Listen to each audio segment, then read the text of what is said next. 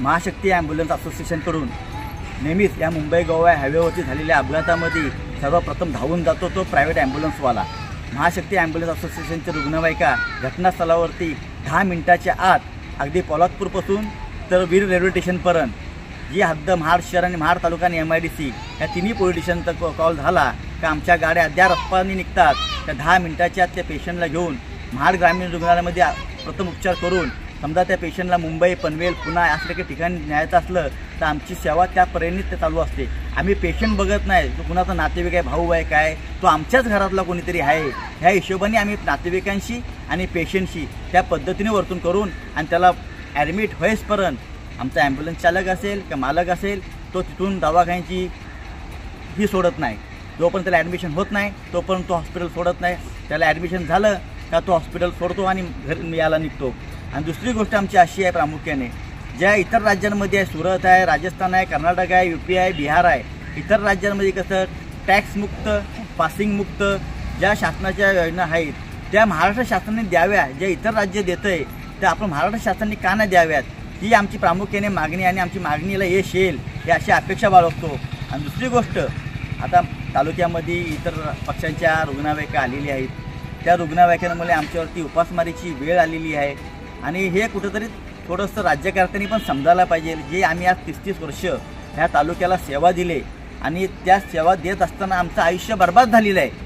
आम्ही कुठेही आता काम करू शकत नाही आणि जे आम्ही करत होतो त्याच्यावरती जर गदा यायची वेळ आली तर आम्ही कुणाकडे बघायचं। शासनाने आमचा काहीतरी विचार करावा आणि राज्यकर्त्यांनी पण आमचा विचार करावा। तुम्ही गाड्या आणताव 4 दिवस नाचवताव नंतर तुमच्या गाडीवर ड्रायव्हर भेटत नाही आणि जे पेशंट आम्ही उचलून आणले का तिथं मग येणार कार्यकर्ता ह्या पुढाऱ्याला फोन लाव त्या पुढाऱ्याला फोन लाव मग गाडी येणार 1 तास लेट गाडी येणार।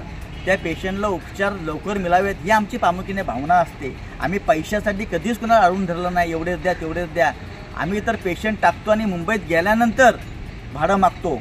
आम्ही आधी पण भाडं मागत नाही पहिले पैसे द्या म्हणून फक्त पेट्रोलचे पैसे द्या आणि बाकी तिथं पोचल्यानंतर दिले ठीक नंतर आल्यानंतर देतो चालते। आम्ही कधीही कुठल्या पेशंटला पिळवणूक केलेली नाही आणि आजपर्यंत मुंबई गोवा हायवेवरती जेव्हा ज्या अपघात झालेत एकही माणसाने सांगावं आमच्या खिशातले 10 रुपये चोरीला गेले आम्ही धंदा सोडून टाकू। आमचं चारित्र्य स्वच्छ आहे शुभ्र आहे जसे कपडे आमचे पांढरे आहेत तसं आमचं काम पण तसंच आहे। कुणी एकाने 4ही पोलीस स्टेशनला एकही कर्मचारी सांगितलं बाबा अनिल चव्हाणच्या कुणाल शिर्केच्या संजू ठाकूरच्या गाडीतून एक अंगठी चोरीला गेले का 10 रुपये चोरीला गेलेत आम्ही धंदा त्या क्षणी सोडू। आम्ही एवढा प्रामाणिकपणे काम करतो मग आमच्यावरती एवढा आकस का आम्ही काय काय हे केलं आहे ते आमच्यावरती एवढी उपासमारीची वेळ यायच्या वेळ आली आम्हाला। आज मी 97 पासून या क्षेत्रामध्ये आहे तेव्हा दक्षिण रायगड जिल्ह्यामध्ये कुणाकडे ॲम्ब्युलन्स नव्हती। महाड पोलादपूर मानगाव सिवर्धन मतला बानकोट या ठिकाणी आम्ही त्यावेळेस सेवा दिली। आम्ही 3-3 दिवस जेवलो नाही 4-4 दिवस झोपलेलो नाही। आम्ही एका दिवसात 3-3 ट्रिपा मुंबईच्या मारलेला माणूस मी आहे आणि आज आम्हाला गाड्या विकायची वेळ आलेली आहे हेच आमचं दुर्दैव आहे। आम्ही जर एवढं चांगलं काम करत असू मग आमच्याबद्दल एवढा आकस काय राज्यकर्त्यांना।